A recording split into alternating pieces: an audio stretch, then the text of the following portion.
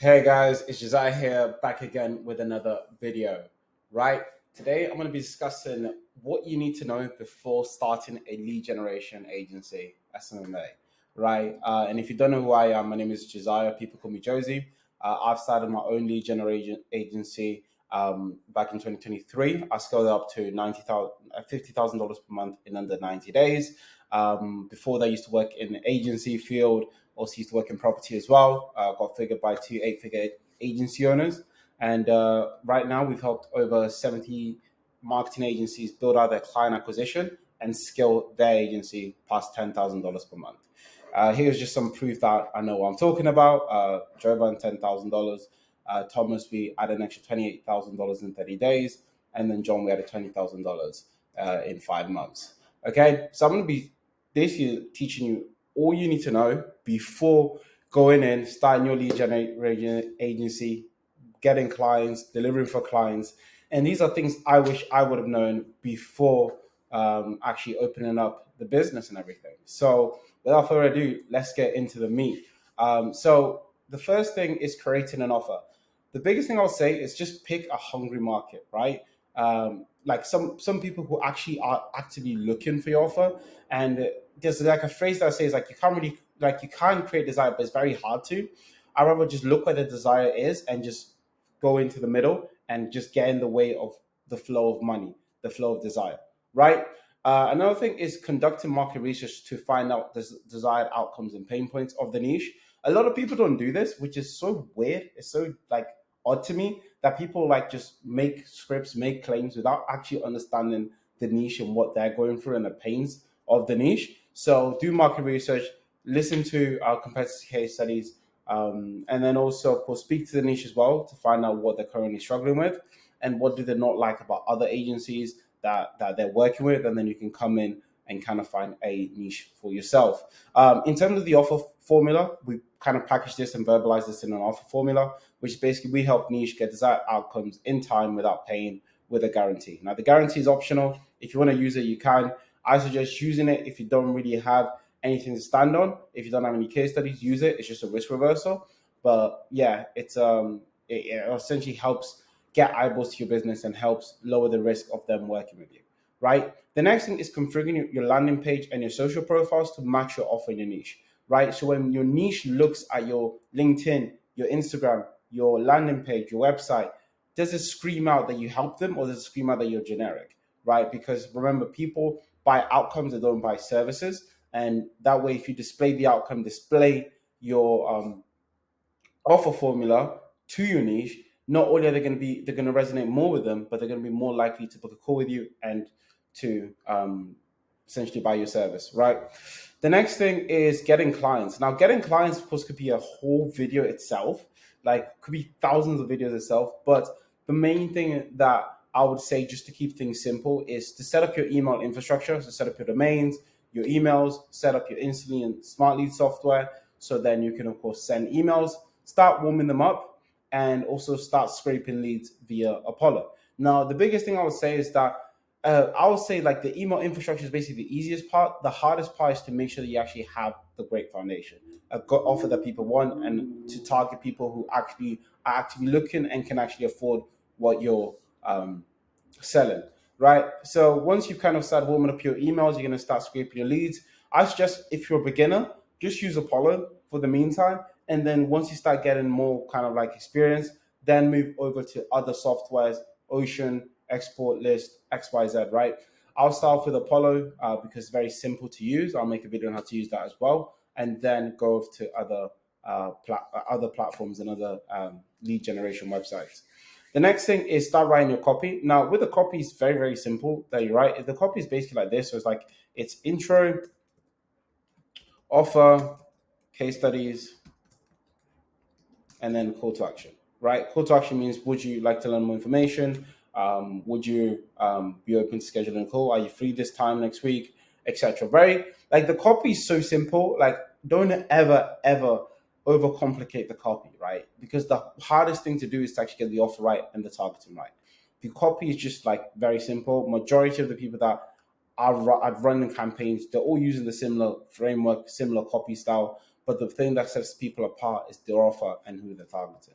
Okay, so that is one thing to really focus and dial in on in order to get results. Okay, the next thing is start testing your scripts. So a lot of people just start running scripts, but they don't realize that there's a testing phase, and that testing phase is like the more you test, the quicker you get results. So I see a lot of people testing like once a week, twice a week. Like when we're starting the AGP campaigns, I was testing every single day, trying to see what works. And then once I find out what works, I just scaled the campaigns by increasing volume, right? I increased volume on the email side, and I also took that winning script and then I used it on LinkedIn and also other social media like Facebook and Instagram. Now, what I also suggest is during the warm up, during the incubation period of your emails, you 100% should definitely be doing LinkedIn voice notes, right? LinkedIn voice notes is so overpowered that like for every 30 voice notes we send right now on LinkedIn equals one booking, right? So if you're sending 30 a day, that's a booking a day. That's 5 bookings a week, and that's of course over like 20 bookings a month, right? So just with LinkedIn alone, we could be growing the business. So if you're not using LinkedIn voice notes, you should be using it now. I'll also make a video on how to effectively use that, how to actually go over your pitch, and to make sure that it resonates with your LinkedIn audience. The next thing is use LinkedIn group messages. This is another kind of like underrated thing. So with group messages, using things like Ulink, you're able to send over 500 messages a week, right? 500 messages a week. And right now, our reply rate is around like 15 to 20% in terms of normal reply rate, and the positive reply is around 10 to 15%, right? So again, a very high reply rate of LinkedIn, and we're booking almost like 2 meters a day just from group messages alone, right? So when you mix voice notes and group messages, it's just a deadly combo. Another one is LinkedIn emails. You can send over 200 of these per week using Newlink, and that allows us to like, of course, just keep the volume as much as possible. So altogether, you'll be able to send 900 messages or 900 kind of requests on LinkedIn, making it like one of the most overpowered platform, right? Because even if you're getting a 2% ABR, that's like 5 to 10 appointments a week just from LinkedIn, right? And this is 100% doable.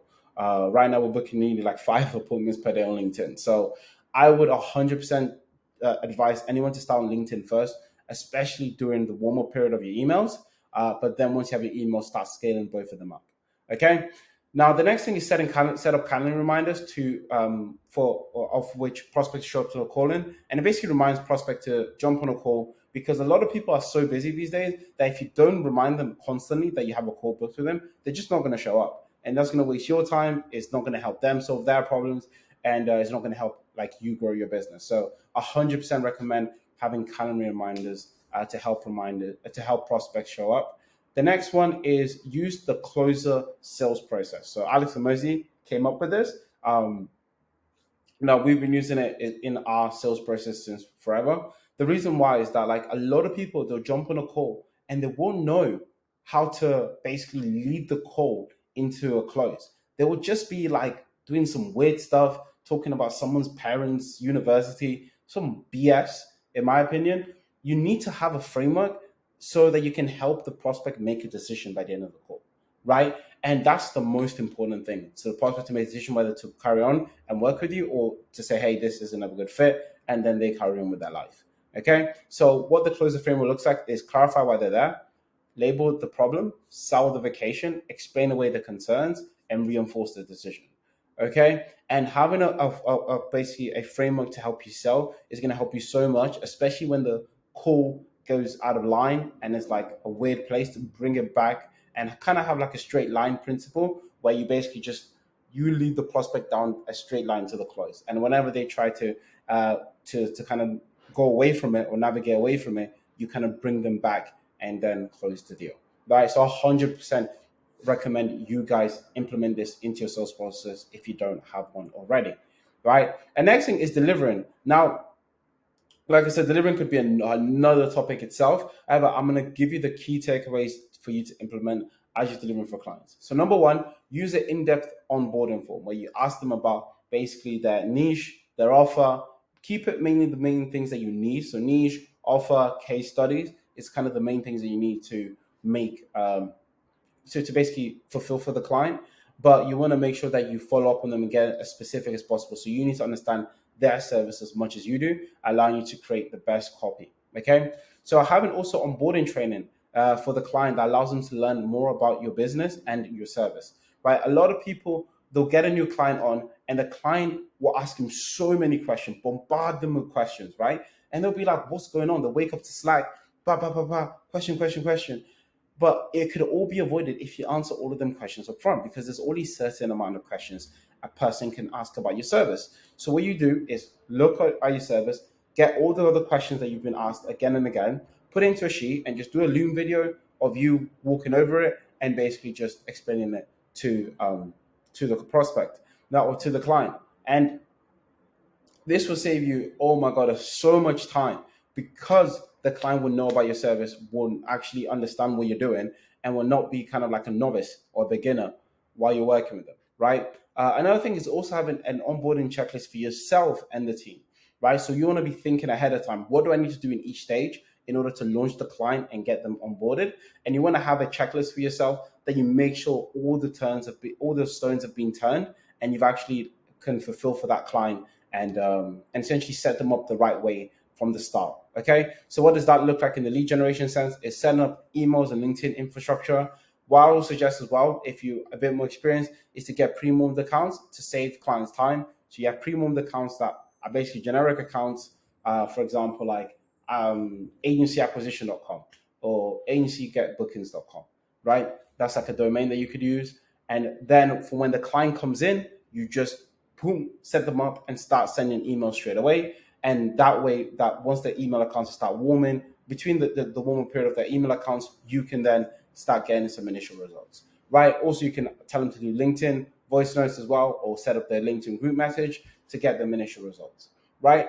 And then is picking the right niche for your client. So you want to make sure that you looked at all their case studies and realize like, hey, what is the right niche for you? Because sometimes clients will have case studies in so many niches, and then it's up to you to discern which is the best niche for us to target and which is the best niche for us to scale, right? Because some niches are good, but they don't have enough contacts for you to scale in that niche, which basically traps you in that niche and basically makes you recycle the niche, getting worse results after month after month after month with working with that client. The next thing is start doing market research on that niche, so you know their pain points, desires, what makes them tick, what doesn't make them tick, and then write offers and scripts for the client, making sure that, hey, these are the offers, this is the scripts that we're doing, and then get the copy and targeting approved by the client. So send them over the scripts, send them over the who we're targeting, and what would that, and the client will basically be like, okay, this is a good niche. I like the offer, I like the messaging. Also, if they have any like basically modifications that they want to do to it, just let them know that, hey, we'll do the modifications, but we'll test it against our current script, because you actually know more than the client when it comes to running an email campaign, because the client probably has never run an email campaign in their life. Okay, then you launch the campaigns, and then you commence testing. So testing is basically what you done to find proof of concept for yourself. You're going to do it the same for the client, so testing on their behalf. And then once you find proof of concept, you're going to be increasing the volume. So what does that mean? More email accounts, more LinkedIn, and optionally what you can do is add a different outreach channel for your clients. So if you know your client can kill it on email, you can also transfer that into LinkedIn, right? And actually increase the volume you're there and generate them twice the amount of bookings. Okay. So this is the few things that I wish I would have known before starting the lead gen agency. And what you can take is take the whole thing, implement it into your business, and start seeing results as soon as possible, right? If you want more help on how to implement this, how to put this into practice, there's a call schedule below. There's a call link below to work with me one-on-one to help you set up your lead generation agency, or to scale your existing one past that $10,000, $30,000, or even $50,000 per month. Click the link below; should take you to that. And like, subscribe. You know the rest. And take care. Have a nice day. Bye.